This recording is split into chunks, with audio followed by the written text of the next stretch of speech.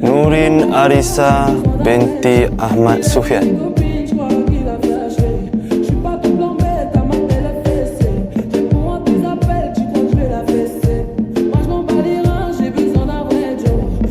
Berapa gaji you nak?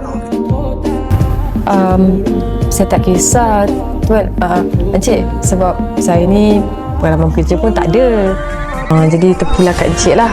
Nak bayar saya berapa pun saya okey je. Jawapan klise. Letaklah satu harga. Nanti bayar murah, ngaduan debit. Tapi saya tak rasa yang saya boleh terima kerja kat sini. Sebab apa?